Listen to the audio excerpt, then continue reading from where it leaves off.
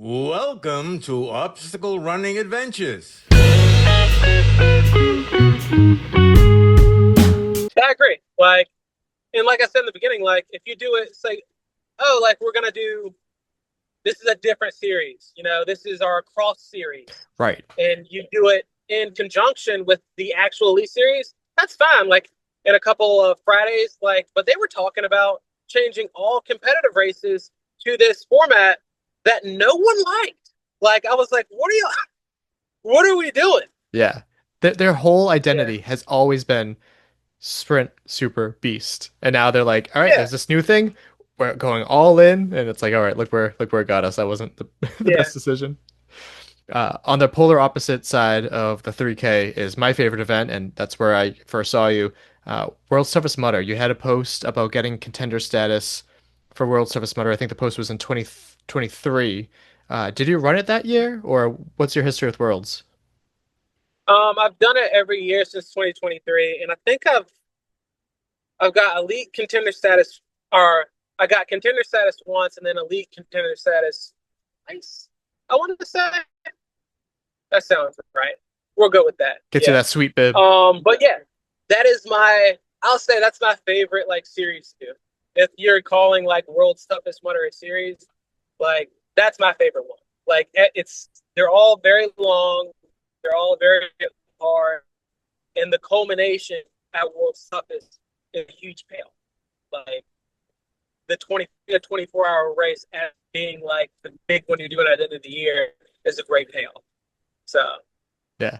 And yeah, I'm not gonna say now it's the cheapest thing to do. no. It's pretty expensive, but if you can't afford to do it, I would do it. Yeah, and I try to tell everyone too, like, if you're not ready to run it, which let's be honest, half the people there aren't ready to run it. You just kind of get out there and you do it. But just volunteer or do pit crew or this, but it's the best event that I Yes. will not miss it. I've been going since 2017. I missed it once for my Yeah. wedding. Other than that, I'm not missing it, and it's fantastic. Let's go to this event though, being in Beaver Castle. Was that the first time that you've raced out of the country?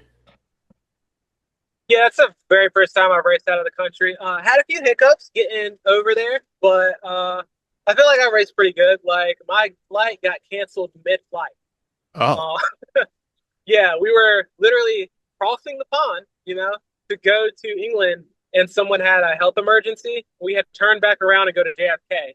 And then when oh, we landed at JFK, we were there. They were like, "Yeah, we're gonna get you guys back on a new plane in 3 hours," and that turned into 8 or 9 hours. So, what should have I should have been in England on Thursday morning, and I didn't get there till Friday afternoon. that's rough. Yeah. Yeah. And then so I got there Friday afternoon, had to hurry up and buy stuff to be able to race with. I didn't have a pit. That's the only time I've done it without a pit. So I didn't have a pit, and we didn't have an awning, like a tent or anything. Right. So all our water was just out, and they had a heat wave. So all our water got super hot. So I thought it was a miracle I was even able to do 95 miles because everything went wrong.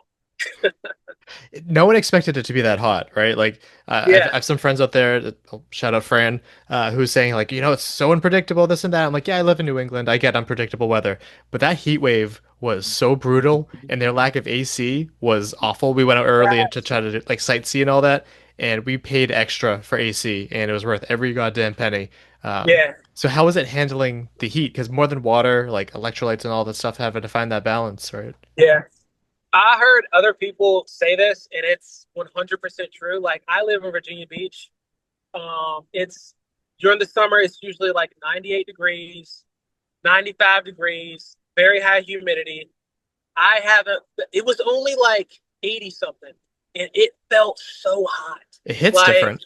I was like, I don't understand how I'm getting so tired from the heat. So, in the beginning of that race, there were guys pushing. I was like, I'm not pushing myself at all. Yeah. Like this first 6 hours is going to be hell just getting through the heat. So every chance I got, when we crossed that little creek, the Yep. first after the barbed wire crawl, and I think Monkey went to a creek, I submerged myself in that every single time. Yeah, I It, was.